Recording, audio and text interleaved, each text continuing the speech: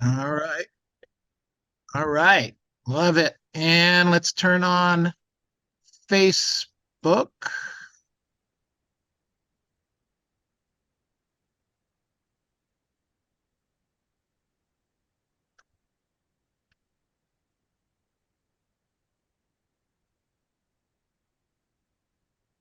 What a treat. So many excited faces. This is awesome.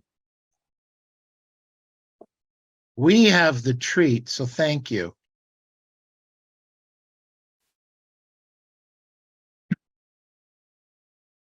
Just getting everything queued up.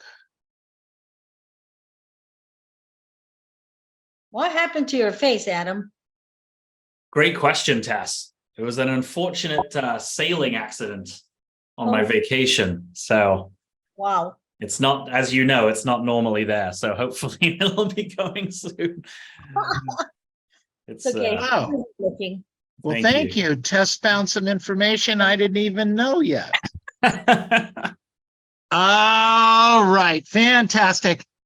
Okay, here we go. We are in Mastermind with Neil Schwartz, and Adam is joining us from Canada. Which city in Canada? We're in Vancouver, Neil, West Coast. So you're a West Coast guy. West Coast, 2 hours north of Seattle, if you're fantastic. Geographically challenged. Do you have a background on, or are you in a workplace? Great question. This is a real background. So if people walk past, they are real people. It's a co-working space, Neil. So I actually moved out of my brokerage last year and got an office in a co-working space, because we're not my office. We're not as fortunate as you folks to have such a passionate prospecting / MFO office. So I made the move into an actual office building. Well, good. Excellent. Yeah. Good. Well, glad you're here. Looking forward to sharing a number of different ideas. So give us a little Reader's Digest version. How'd you get started in the business? Where, how many years ago? Little bit about you. Yeah, absolutely. So I moved out to Canada in 2008 after I'd finished university. And I always knew I didn't want to work for myself, for somebody else. I always knew I wanted to work for myself. That came really, my dad gave me 3 pieces of advice a very long time ago. One was to learn Mandarin, which I didn't do. The second piece was to buy up domain names when the internet came out. He came home one day and suggested I do that, didn't do that. But the third one, he said, read Rich Dad, Poor Dad. And I read that book a very long time ago. And I knew that the path on employment wasn't for me. It was going to be moving to the investor or a self-employed person. So when I finished university, I came out to Canada in 2008. I was an assistant for a team here in Vancouver for about 1 year. And then I got licensed in 2009. And that's the path. So we've been here ever since. Fantastic. So when you moved from England to Vancouver, you really moved without any kind of a database or past client or sphere or anything. You were just coming from university. That's right. So I didn't have a university group of friends here. I didn't have a group of friends growing up. I had some family. So you know what doing business with family is like, but I didn't have that. I didn't have the connections that a lot of people had. So it was really hitting the ground running, right? And how do you get started in a business when you don't know anybody initially? Right. And back in 2008, Teams, etc., were kind of new, at least in America. How about in Canada? Yeah, and it was very sparse, like on the team landscape. There was a few teams in Vancouver. We were one of the better performing ones. So it was a good experience. It was, the guy that I learned from, he taught me how to sell, right? Which they don't teach you in your licensing course, as we know now. But also a bit about systems and those sort of things that I was able to carry forward when I left. Good for you. Excellent. Okay. So let's fast forward a little bit. You were doing some selling. I think we talked about your first year or two. You'd earn, I don't know, $135,000, but that was at a 50-50 split, right? That's right. So 2010 was my first full year. And I can't, like I was mentioning to you, Neil, I can't remember what the transaction count was, but the gross income to me was 135. So that was on a 50-50 split. So imagine back then the prices were a lot lower, commissions, your average commission was a lot lower. So I was really hustling that first year to get things off the ground. I was probably backed into a little bit of corner with the debt from coming into the business, as we've all probably experienced. So 135 the first year, and then just kind of progressed from there. Good for you. Good for you. And so what started changing for you, if anything? Where did you said you plateaued a little bit. So we went from 2009 to really, you didn't meet Mike Ferry until 2019, I think? 18? I think my first event was 2018. I was signed up for coaching in 2019. And that was my first exposure to Mike Ferry. That was my first exposure to anything really systematic with real estate. Okay. So from 2010 till 2019, I was essentially coasting along on. So that was 9 years of coasting at what level? And it was fine. 20 deals, 25 deals, very stagnant, though, very flat. So okay, and you were not involved in a team at that time, so you were making 300,000, 400,000, something I would like say that. Yeah, between 250 and 350, depending on the year or whatnot. All right. Okay, you could get by with that in Vancouver. Yep, you can. Okay, cool. All right, good stuff. And then somebody invited you to a Mike Ferry event. We've never heard of that stuff before. And I remember going to that event, Neil, and just thinking, what are these people smoking? Right? Or drinking, right? What are they doing? Like, why are we all doing this Bruce Lee thing, and what's going on here and all this? And there's that resistance, isn't there, that happens when you're exposed to something new, like naturally. And it took me till at least a year to sign up for coaching. Mike had an event. Larry came to do an event in Vancouver, and that's when I signed up. I think it was early 2019, mid 2019. Okay. And then what started to happen for you? Then what really changed in my business was the systems. I'd say that was the main thing. Actually having a plan to go to work every day, because I would, get up in my pajamas, 10 o'clock, do a few things, tootle around, having a structure for a business, which we now know as the schedule, and also delving deeper into my database. That's been huge for me in terms of extracting more value from that. So what kind of business did you do in 21? 21 was 21. So the last few years, 21 was 31 deals. Last year was 32. Okay. Goal this year is 40. I'm trending off that, as I feel a lot of us are at the moment, but the goal is 40. Okay. So I'll probably end up somewhere in the mid-30s this year. Okay, excellent. And you were talking about your database being a big part of where your business is coming from, but that database was non-existent when you started.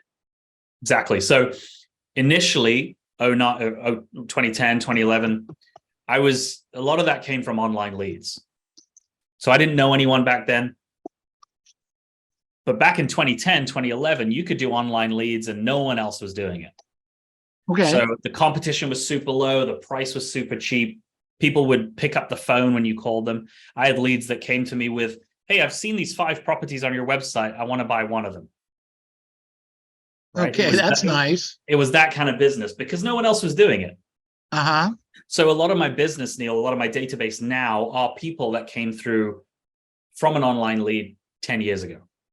And you followed up with them, kept them in the business, in the service.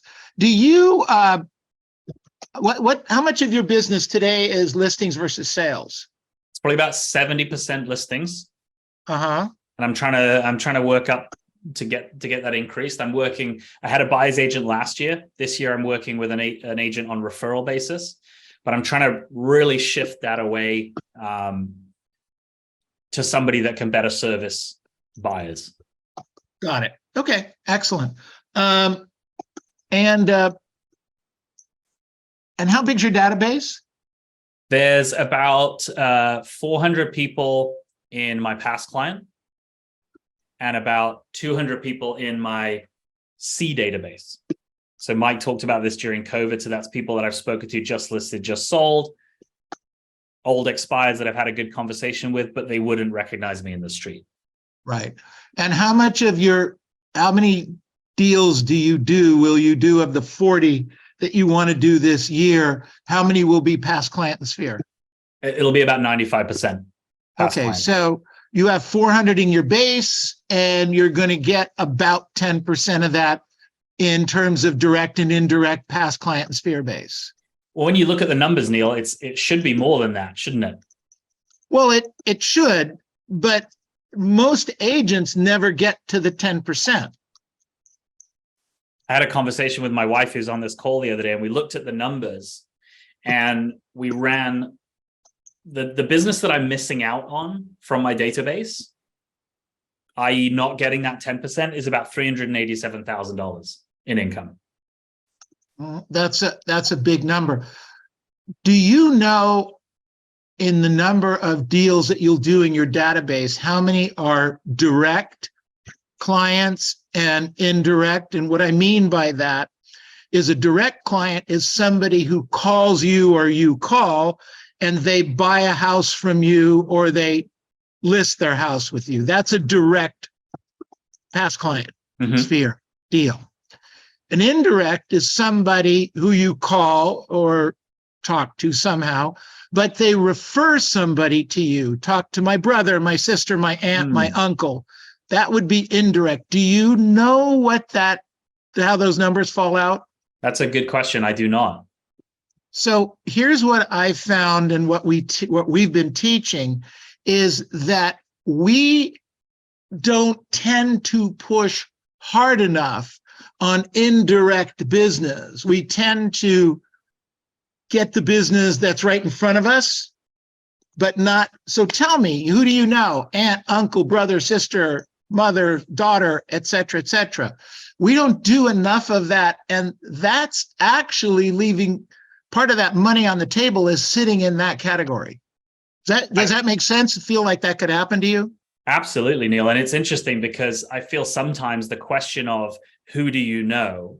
How about someone at your church, friend, family, workplace? I feel that question can come across as uncomfortable as an agent. And I was on a call with Milton James the other day. A lot of you know Milton.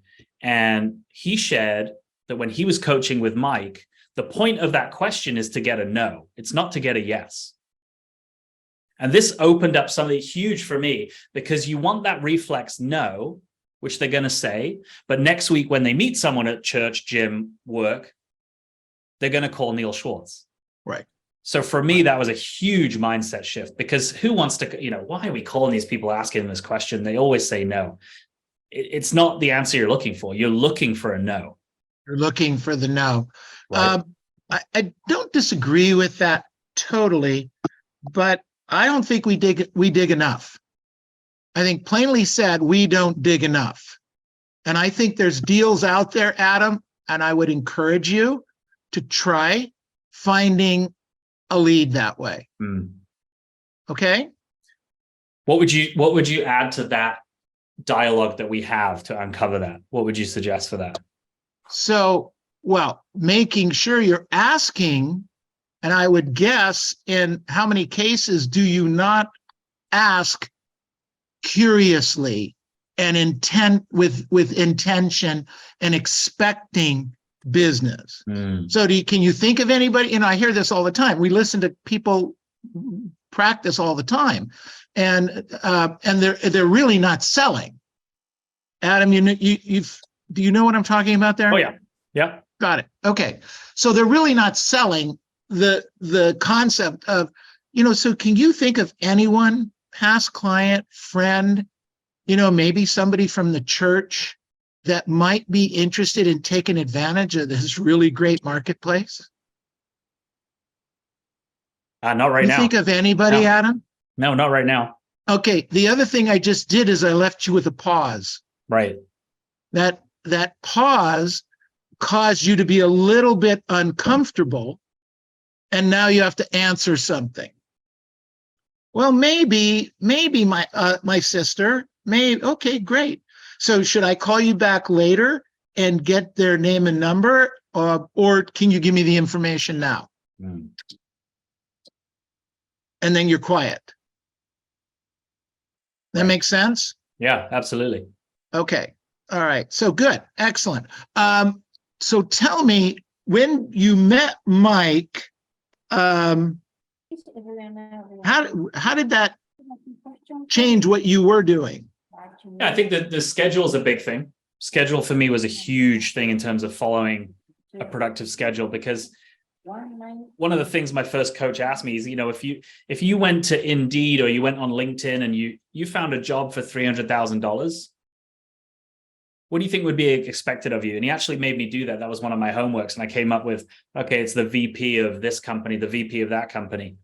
How many hours a day are they putting in work, right? To get the kind of income that we're getting? What are they sacrificing to get the kind of income and lifestyle we have? And that was a good, something that I was speaking with a friend of mine the other day. And that's really my focus for the next 3 months. Is it's not what can we add to our schedule, what can we do more? It's more of what can we give up? What are we prepared to give up to get what we want?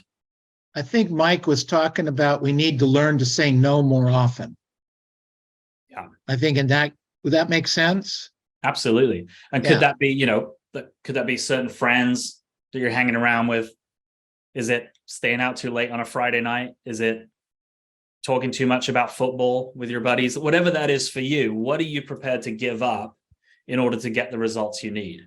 Right. So what do you think you have to change over the next 90 days in that area? What comes to mind first? Yeah, that's a great point, Neil. And I think given the market the way it is, and I don't want to get into too much of a negativity about that, but given what's happening in Vancouver, especially, our sales are down 26% off a 10-year average. That's just a fact. It's not boohoo. It's just a fact. So the effort we need to get the same result is increased. Would you agree? Right? 100%. For sure. We got to do more. We got to do more to stay at the level we're at. If we want to increase by 20%, 30% next year, it's an even bigger upheaval to get this, that 20% gain. So for me, Neil, it's going to be two things. One is I would call it the depth of my prospecting. So that's the number of people I'm talking to has to increase, and the breadth of it. So the sources have to increase, right? We have the database. We get a great amount of business from that. But we need to be talking to other sources. We need to be adding, whether it's, you guys have so much good data over there, but whether it's for rent by owners, for sale by owners, whatever those contacts are. I heard somebody mentioning, who was it before? He was calling one-bedroom apartment. Was it one-bedroom apartments? 2-bedroom, 1-bath. Oh, condos. I love that. Yeah. I was. That's been we call that predictive analytics, and it's been a strategy that we've been using for a long time. Now, I don't know, in your area, let me ask you a question. Do you guys know how long somebody lives in a single family home before they tend to move in Vancouver? I don't know that personally, but I would imagine it's between 3 and 5 years. Okay. When I started in the business 50 years ago, it was 5 to 7 years is what everybody said. Mm. And that moved up to 10 to 12 years and 15 to 18 years. Now, today in Los Angeles County, it's 22 years. Wow. So the reason we have nothing for sale is that. In fact, you might check the statistics. You might find your statistics are closer to ours than the others.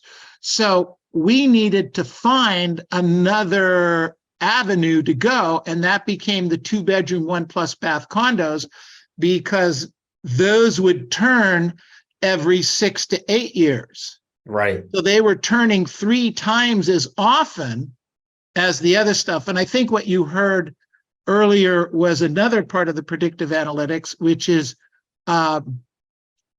2-story properties that are owner occupied, that somebody bought or they've owned it for 25 to 30 years. So we know, statistically speaking, that people bought the property when they're 40s. They're now 70, 75 years old. And when you go up and down stairs as a 75, 80-year-old, what hurts? Your knees, Absolutely. right? Yeah. So those people become half to cells. So you might add those categories to some of the stuff that you're doing there. Tell me more about your schedule, Adam. Yes. Yeah. So my morning schedule is pretty rigid until 12 noon. It's the same thing every day. So up at 5, 4:40, between 4:45 and 5, usually a walk, quick dog walk. Then it's gym at 6. I have a role play at 7:30. So I'm in the office for 7:30, whether that's home office or this office. And then on the phone, 8 till 11. Right. 11:30 Okay. to 12, lead follow-up. And then afternoon is appointments or back on the phone or additional role play and practice. What time do you set off for your appointments? Anytime anytime from 3 onwards. I'm a little bit flexible in the fact that I'm not setting 10 appointments a week. So if I have someone that wants to meet at 1 o'clock, I just set one for after the long weekend. 1 o'clock, I'll take that. But I try and fill a 3 o'clock and I try and fill a 5 o'clock. Okay, got it. So those are set times for you, and you don't fill those with family stuff generally? No, I'm fortunate where my wife's super supportive of what I do. So that's we don't have kids. So it's now's the time. Yeah, for sure. Okay. Little kids, little problems. Big kids, big problems. I love it. Okay. All right. So past client and sphere, that's where the business is coming from. You're going to add a couple more categories. So Mike talks always about 5 sources. Right now you have 2 good ones, I think. That's right. Yeah. So the other ones that I'm adding, that I'm trying to become more masterful are expireds. The challenge we have up here in Canada, Neil, is that we don't get data like you do. So we don't get this. I can't run a search for 1 bathroom, who wants to move more than a family living in a 1-bathroom home, right? We don't get this data. We don't get cell phone data like you guys do. I can't get email addresses. So the challenge we have when people talk about expireds coming back, it's great. It's a great opportunity, but the amount of business that you could add versus what you guys can is less. So the breadth of those sources has to be better. Does that make sense? So expireds, FSBOs, for rent by owners, and just listed, just sold. Adam, let me ask you a question. I don't know your market at all, and I don't understand having data or not having data. But if I said to you, turn it around and think of it as an opportunity that you have that others don't. I mean, to me, if everybody else didn't have the same data opportunities I do, I would look at that as potentially as a potential opportunity. How could you turn that into an opportunity? Could you knock more doors? Could you do sequential dialing? What else could get you business? Absolutely. And that's a great question, Neil. And one of the things for Q4 I've done is set up an accountability for door knocking. So I'm hitting 2 older expireds a week. Otherwise, I have to pay my accountability buddy $500 US, which for me is about $1,000. But yes, getting to the doors, getting in front of people, huge. Are you paying that to Brandon Peterson? Because he just got the biggest smile on his face. He'll take my money any day, won't you, Brandon? Okay, good. Sorry. Go ahead. Finish that up. No, it's a great point, Neil, and it is an opportunity. And I think with the shift in the market as well, we're all in this amazing opportunity, right? For agents that are it's hard right now. It's hard, and I think we can normalize a little bit discussing that without being negative. Like it is a lot harder to put a deal together. So I think that there should be some airtime for that. But I think of the opportunity that we have with agents getting out of the business, the time is now. Like, this is a huge opportunity. we agree. Remember, I've been doing this for 50 years, and I used to list and sell property in a 22% interest rate market. So at 7.5, people are complaining. I think it's a deal. It's all relative. Yeah. Yeah. And FHA used to be, when I got in the business, it was 10, 12 points to do FHA, where the seller had to pay 12 points to get the buyer an FHA loan. Right. That was interesting to sell too. Now, this is a huge opportunity for those of you that want to make money and do it. And you guys are doing it. I mean, absolutely. Is the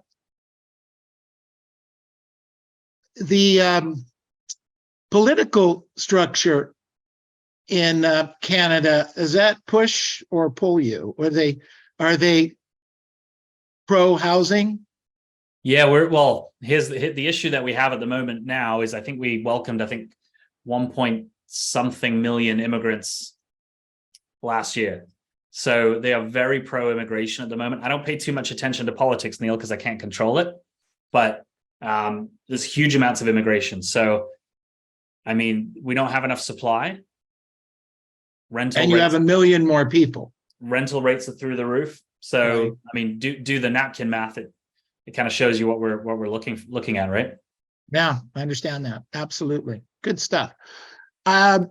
Also understand that you're on Follow Up Boss, right? Oh, my friends in MFO say I'm the shareholder of Follow Up Boss. You have that for your office, right? How fortunate is that? Oh. We do. We supply Follow Up Boss for anyone in our company, and then actually have a trainer that trains on. Have you ever met Hunter from our organization? No.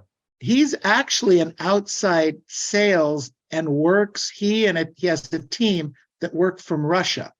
Okay. Yeah. It's fantastic. But he doesn't speak Russian. He's an American immigrant, I guess, to Russia, if there is such a one. Anyway, Follow Up Boss has been great for us, but tell us how you're using it.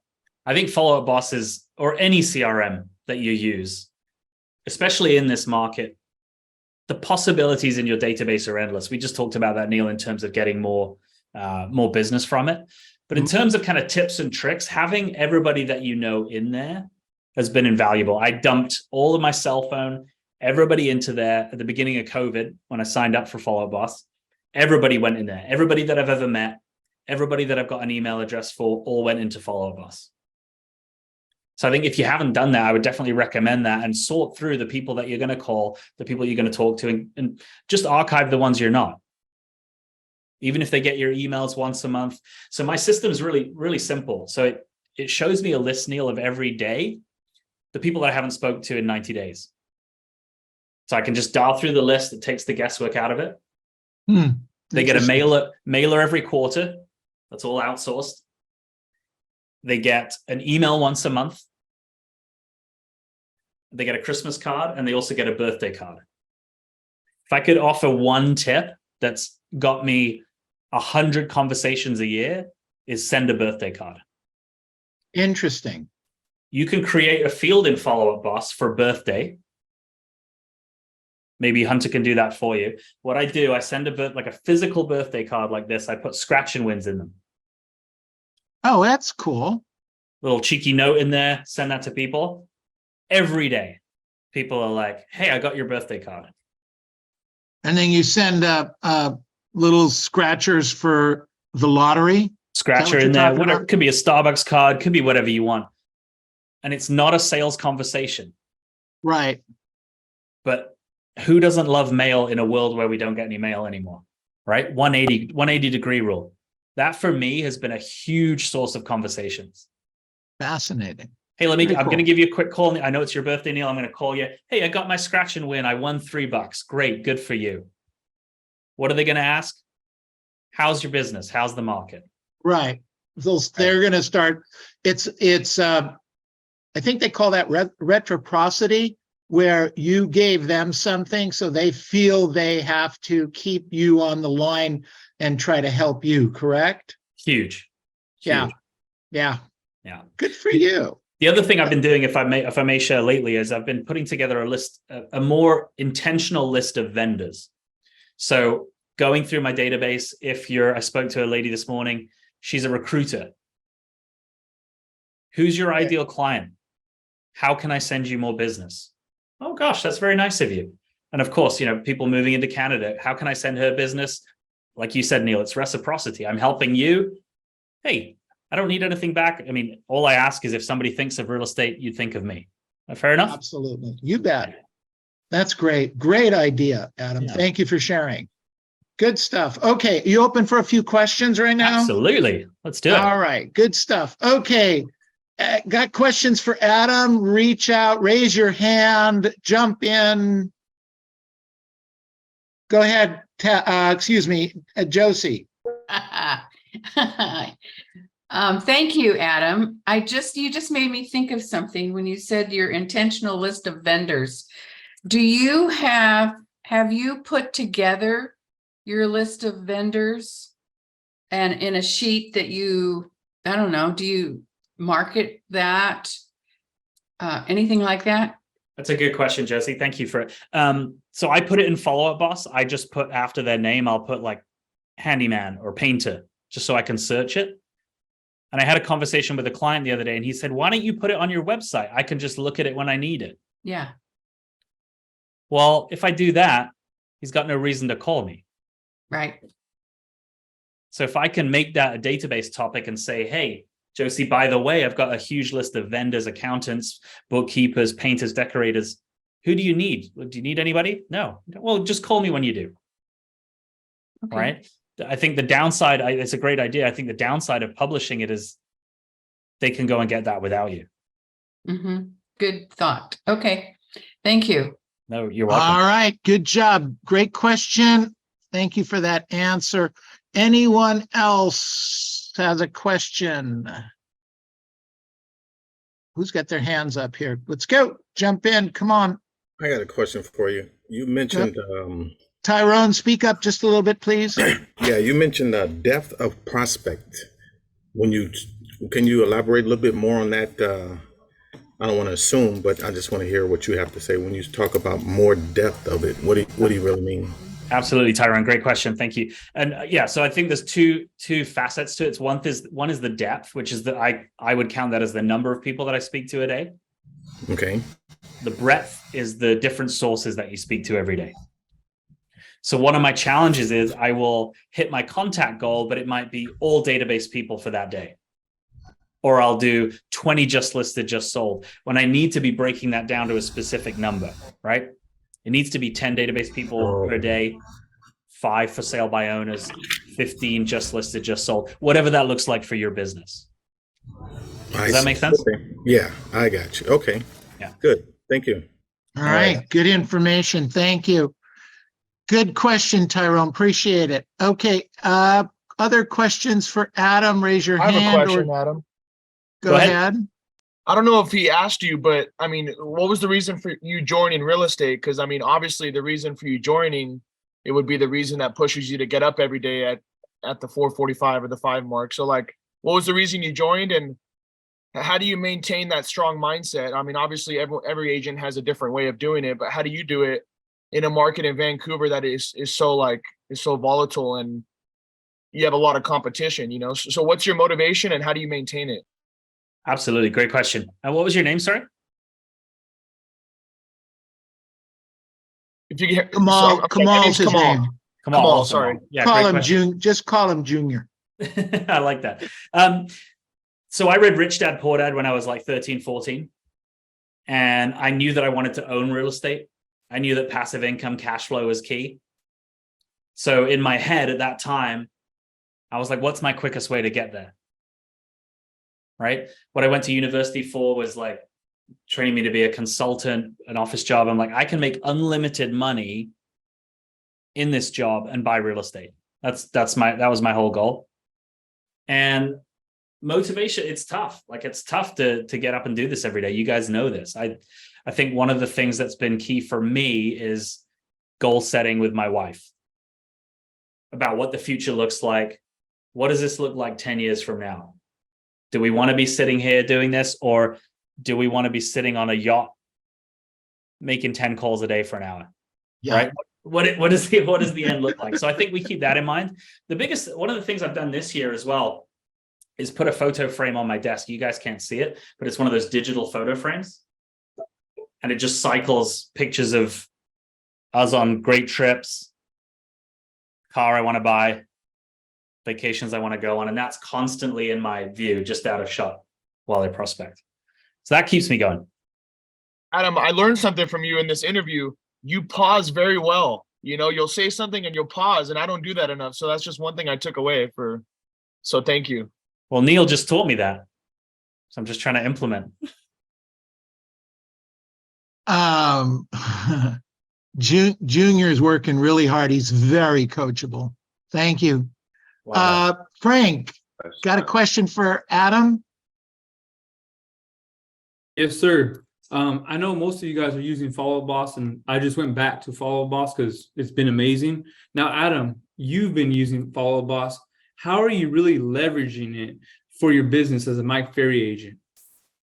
Yeah, I think that's a great idea. So the call list for me is huge.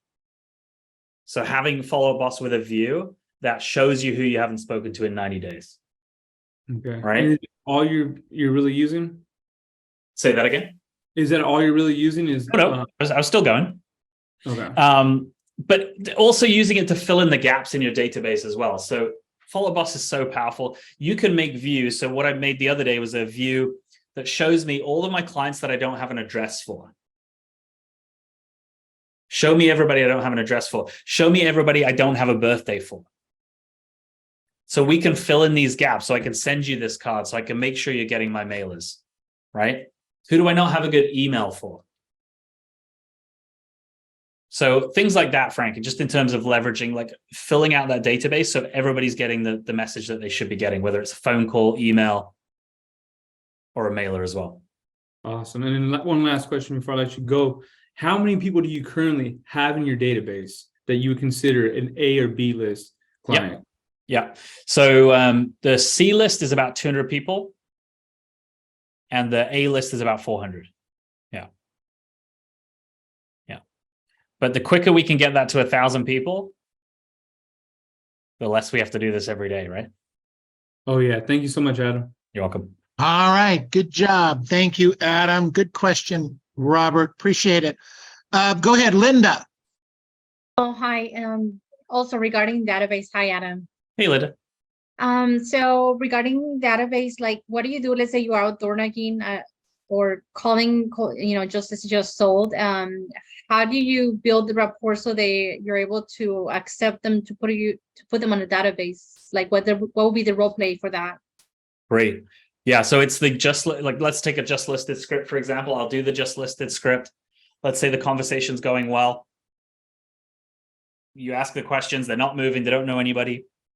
And I'll ask them, I'll say, Linda, who do you have that keeps you up to date on the market? And it's who do you have? Yeah, I look up at Zillow, Redfin, whatever. Yeah, that's fine. Okay, I appreciate that. Well, would you be open? We do have a select group of friends that we keep updated on the market. Let them know any new listings in the area, or if there's any good deals. Would you be okay if I was to add you into that group? I don't know. I don't want to get, like all kinds of emails. Like, I've given my stuff to other people and they just keep sending me all kinds of stuff. Oh, gosh. I'm with you, Linda. And I'm the same way. I don't like spam at all. And I can promise you it's not that. What's the best email for you? I'll go ahead. You can always unsubscribe at a later date. What's the best email for you? Linda Sells Homes. Great. And then I'll send, then that'll go straight into Follow Up Boss. I'll send you a quick email with my contact details, and then you go in the system every 90 days. Okay. Yeah. Does that answer your question? Yes. Thank you. Good. Adam, I have another question. Please. So, obviously, I'm in the California market, right? And obviously, you got to know your inventory, because every seller, they want to know your experience, how many homes you sold. And I'm a newer agent, so I don't have that much experience. But how do you how do you learn your market? I mean, is it just MLS stats every day, or like do you go preview properties, or is that allowed? Like how do you because when you're on a listing presentation, you know, Adam, like they're gonna ask you about other homes and like, have you seen this home and stuff like that. So how do you maintain a high level of knowledge of your inventory so that when you go to the listing, you're so confident that it doesn't matter what they say about the neighborhood, you know it? Like, how do you maintain that knowledge about the market? I think that's a great question. And in terms of previewing properties, I've never been a huge student of that, which is it's probably something I need to lean more into. But I mean, your agent tours, if you guys have that, like an agent caravan or whatever you guys do, or open houses that you can go to, I would definitely recommend that. What I did when I started and I didn't know anything about Vancouver or any of the areas, I would, before I took people on tour, I would look up a couple of cool things in the neighborhood. So they would ask, where's the elementary school? And I'd say, oh dear, I don't know.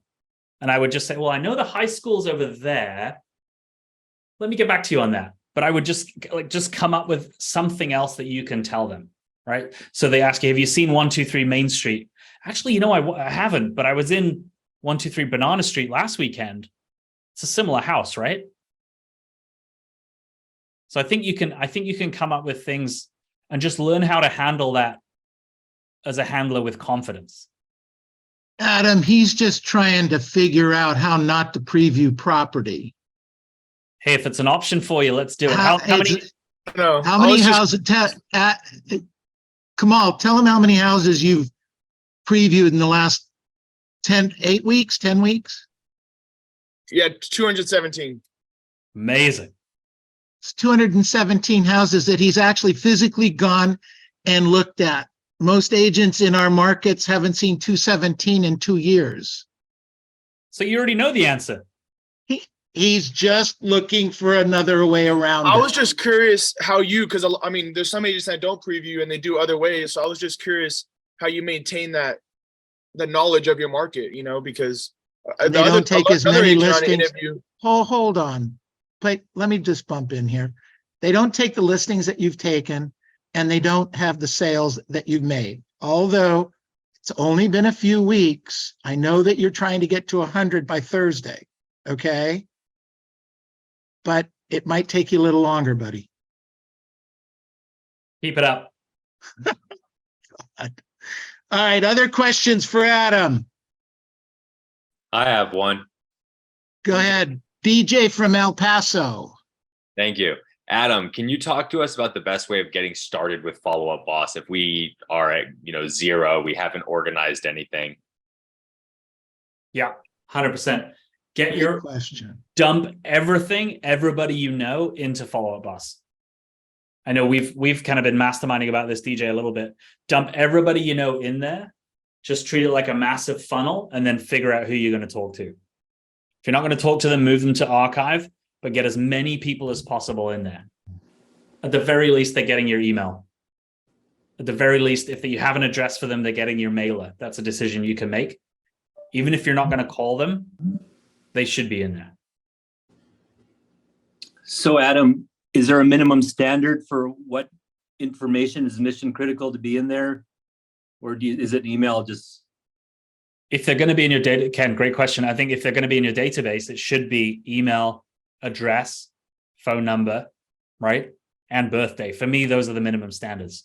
So I was explaining, I don't know if you're here at that point, but I have a list in Follow Boss that shows me who doesn't have an address, who doesn't have a birthday. And my goal is, or your admin's goal could be to fill those voids. So if you have an admin, hey, it's so-and-so calling from Ken Ravago's office in Vegas.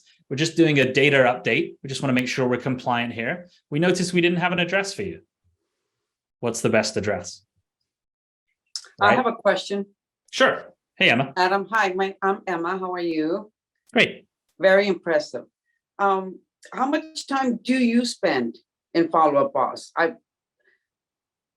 Because we were told that we should be spending no more than 2 hours in admin. And I think that's too much, 2 hours. But when you walk in, first thing you do is go to Follow Up Boss and review what your tasks are for the day. Great question. Do you consider Follow Up Boss to be admin? Somewhat. So I don't do any emails. I do my emails in Follow Up Boss, but when I'm prospecting, I'm just dialing. Correct. So for me, it's like a Mojo, a Vulcan, whatever you use. I dial through Follow Up Boss. Through Mojo. Through Follow Up Boss itself. So you can do it one of two ways, Emma. You can do it through Mojo and link it to Follow Up Boss, or you can do it in Follow Up Boss. So I moved my cell phone number, like my actual number, my business number, into Follow Up Boss. So I use the dialer in there. And that for me is my prospecting screen. My main prospecting screen, I have like 3, but this one it's Follow Up Boss. So I would spend 3 hours a day calling for like in it, unless I'm doing just listed, just sold. And then I'll probably spend an hour or 2 in the evening in it. So do you recommend that if we have a specific farm and we want to build our brand within that farm, that we download an Excel spreadsheet into Follow Up Boss and use the dialer, and then process of elimination? My recommendation, Emma, and you talk to your coach, see what works best for you. I would keep that list in your dialer, because if you're going to be dialing through a lot of people with their addresses that don't necessarily have not necessarily had a conversation with you, I wouldn't put those people in Follow Up Boss. I would keep them in your dialer. When you have a good conversation, then they go into Follow Up Boss. Okay, perfect. Then they go on your 90-day program. Perfect. Right? Okay. Otherwise, it's just too much. There's too much data in there. It's not clear. You need a list every day of the people in your A database and your C database that you're going to call. And then if you're going to do just listed, just sold, keep it in your Mojo, your Vulcan, whatever you use for that. Perfect. Thank you so much. Does that help? Yep, a lot. Good. Thank you. Adam, I have a question. It's Diane? Go ahead, Diane. Hi. So when you're not calling your sphere through Follow Up Boss, are you calling from a different phone number for, say, just listed, just sold, expired, so that you don't get spam on your cell phone? Yes, You don't get great spam? question. Yeah, great question. So I made in Follow Up Boss a new number just for expireds. Okay. So when they call me back, I get the call back, right? The worst case, I can cycle that number. And then for just listed, just sold, I just use the random number. A random number. Yeah. Okay, so you use artificial phone numbers for anything other than your sphere so that you don't get flagged as spam on your cell phone. Exactly. Yeah. Thank you. Yeah. And you can make, Diane, in Follow Up Boss, you can set different phone numbers for different inboxes. So if you call, I don't know, if you call for rent by owners, you could have a number that you use just for rent by owners. So when they call you back, you know who you're speaking to. Beautiful. Thank you. That's a good idea, Adam. Thank you. Of course. Excellent. Okay, other questions for Adam? I have one. Please go ahead. Adam, when you mentioned that a lot of your business comes from your past clients, is there a specific script that you use to connect with them and you don't sound like you're calling them to get business from them? Or are you like straight up, this is a business call. Who do you know that's looking to buy, sell, or invest in real estate? That's a great question. Yeah, good question, Veronica. And I'm probably more on the amiable side than driver. So I do find it difficult to go straight into that. Mike would teach us, right, to go into the business first and then go into the personal. I do it a lot of the times the other way. I'll ask you how you doing. Hey, I was just calling. Hey, the reason I was also calling just to give you an update on the market. Have you been keeping track of what's going on in downtown or wherever? No, we haven't. Okay, here's a little market update. So yeah, and from that, I'll try and create a bit of urgency. And we don't know how long this market's going to last. Who do you know that may be looking to buy, sell, or invest? So I'll do it that way. So I'm not, my coach would disagree with that. That's the way I do it. So I'll talk to them about family a little bit. I will say, hey, it's a quick business call. How are you? Every family's all good. Yeah, great. Okay, the reason I'm calling is this. Perfect. Yeah. But I think Neil makes a good point. We've got to be more intentional about asking that question. Yeah. So, And what about I'm sorry, just one more thing. What about the question, like, when do you plan on moving? When do you plan on moving? How many times do we leave a call without saying that, right? Yeah. Good thought. Thank you. Who is asking another question? I had a question, Neil. Oh, Kamal, go ahead. Okay, this is senior, not junior. how many of your appointments, how many are done in person and how many are you do video, or are they all done in person? Great question. I would love to do them all in video. I think that COVID, unfortunate as it was for a lot of people, what a blessing. Even my mom can use Zoom now. I did a buyer's meeting yesterday on Zoom. It's probably, I probably do 30% of them on Zoom. Wow. I'd like to do more, So, just to be more efficient. So you just asked to set them up first on Zoom. And then if they say, well, I'd really rather do it in person, then of course you go in person, but you make the request first, correct? Is that how you're handling it? Absolutely. Why don't we do this, Neil? It sounds like it would be a good idea for us to meet. Why don't we get together on Zoom? Let's talk about this and go from there. Yeah, Got it. of course. Perfect. I good friend of everyone here. Who's the guy in Chicago? Who am I thinking of? Lee Marcus. Lee Marcus does almost all of his listing presentations on Zoom. Phenomenal. Right? Crazy guy. Love it. Love that guy. Okay, good stuff. Other questions for Adam? Meg, thanks Hi. for sharing Adam with Can I us. speak to Joel? Meg, is there any questions you want to ask Adam? Are you there?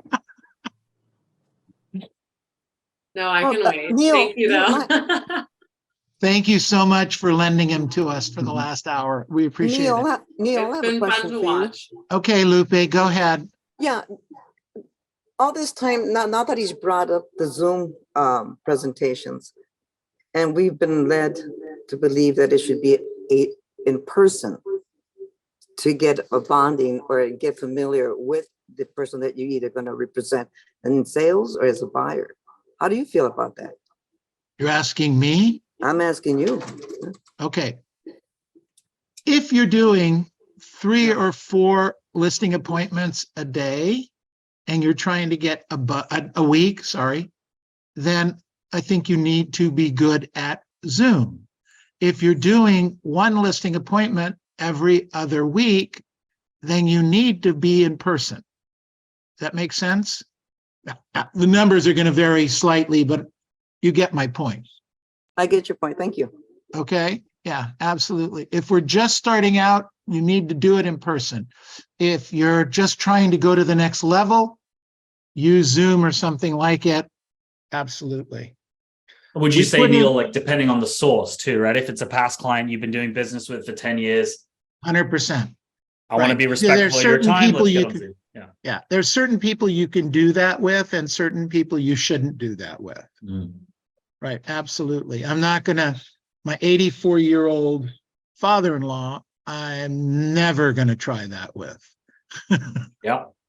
I lost the listing, Lupe. Actually, just before we went on vacation last, I lost the listing because I sent a DocuSign I'm sure you figured out. and your they property popped up on my I got it. Let me as an clean that expired up. Hold on listing, one and I was second. calling Sorry. to see, when do you That's all guys right. plan on hiring the right agent for the Jesse. job selling your home?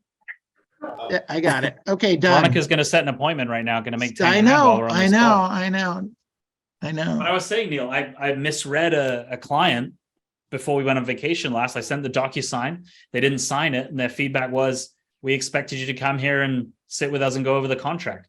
100%. Right? 100%. So you got to read the situation. And I got it wrong. And that was a $20,000 commission right there. Ouch. Ouch. So, Ouch, sorry, Meg. ouch, ouch. Yeah, exactly. Okay. All right. Unmute yourselves, please. Unmute yourselves.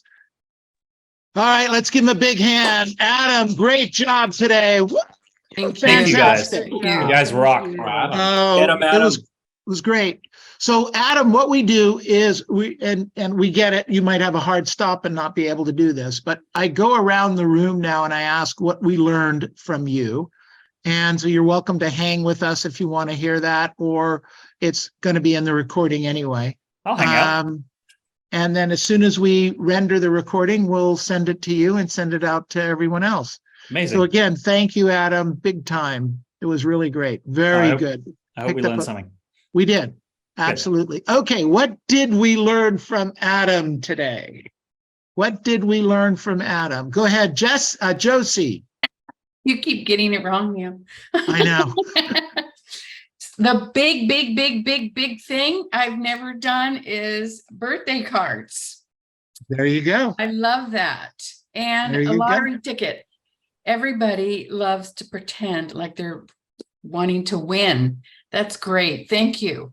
Josie, is it conceivable that that could make you 50 grand next year? Yes. Yes. Absolutely. Five deals, buddy. 5 deals. Absolutely. Good job. All right. What else did we learn? What else did we learn from Adam today? Raise your hand or jump in. Follow-up boss. Follow-up boss, Emma. Good stuff. And follow-up boss is something that you get for just being with the company. Absolutely. Isn't that cool? Very cool. Yeah. Good stuff. Mhm. Excellent. What else did we learn today? You can tell that Adam is very analytical. He makes it very simple. I think the way he runs his business is very simple. So it's really great. Very, But- very cool. Yeah, he's done a great job with it, clearly. Absolutely. What else did we learn today? What else did we learn? Come on, jump in there, you guys. I like Adam's idea of the digital picture frame, because prospecting is it's a physical sport. It's an emotional sport. Why we do it, why we're helping people. What did Zig Ziglar say? You can get anything in life that you want if you help others get what they want. And Adam's goals are clear. I'm a friend of Adam's. I know of all the awesome experiences, awesome vacations, what he's about. And it's a great reminder that to put that in front of you, to get you fired up, get you lit up, to help people every single day. Again, you're going to be rewarded 20 times over if you help enough people get what they want. Thanks, Ken. Appreciate it. Good stuff. Excellent. What else did we learn from Adam today? What else? I learned something new. Go ahead, senior. Every person that you have on the mastermind call always gets a golden nugget from you. That's what I've learned. They always get something from me? Yeah, like good coaching or some good advice that could help their business. Everyone that's been on your mastermind call. Well, you're very kind. Thank you. Is there any zingers you want to send me? It's an inside joke. It's an inside joke for he and I. Okay, good stuff. Excellent. This has been great, Adam. Truthfully, I've embraced Follow-Up Boss, but not to the degree that I feel that you've communicated it today. Right. And I've been using another software for something else, and I really need to analyze this to see if that's a better tool for us. But I appreciate that in a very big way, and I'm going to make sure our agents are using Follow-Up Boss at the highest level. That's for sure. And it's so easy to use it, to tailor it to the Mike Ferry system, to do what we need to do. Is right? it a replacement for your database software like Top Producer, or can you use them together? It's a replacement. Replacement? Okay. Raymond, I think they made Top Producer, like you weren't even a twinkle in your mom's eye when they made Top Producer. Follow-Up Boss is the new thing. You got to come. I can't even believe he said that. I've been using it for a long time. And Top Producer. Raymond, come into the 21st century. Let me help you. You probably still got a dot matrix printer over there. Raymond, when do you plan on moving offices? We'll get you Follow-Up Boss, no charge. Thank you, Neil. All right, Great buddy. question though, Raymond. I've tried them all. Like Tess said, I'm super analytical. I've tried them all. Nothing compares to Follow-Up Boss. You guys have this free. What a gold mine in front of you, right? Get it set up, get it tweaked. You get that 10% from your database. Nice. Thanks. Very cool. That idea. I like that idea, Adam. No, it's great. It's a great idea. All right. please get your hands together, unmute yourselves. Let's give them a big hand. Woo! All right. Thank you, guys. Great job, man. Really Thank you, good buddy. job. Again, Meg, thank you very much for lending it to us for the last hour or so. We really appreciate it. Thanks, guys. Thank All you, right, you Adam. take Thanks, care. everybody. Thank you You so bet, much. you bet, you bet. Jesse, who's up? Veronica, are you up right now for open mic? Josie, Go ahead and pull up the Josie. open mic. Josie's Josie, up? there we go. Yep. All right. Go, Josie, go, even though I wanted to call you Jesse for the last hour. And who else? I forgot. Nah, there was somebody else too.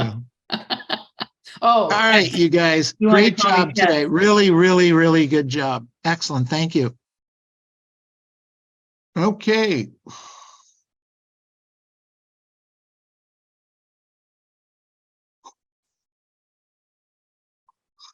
Jackie, have you used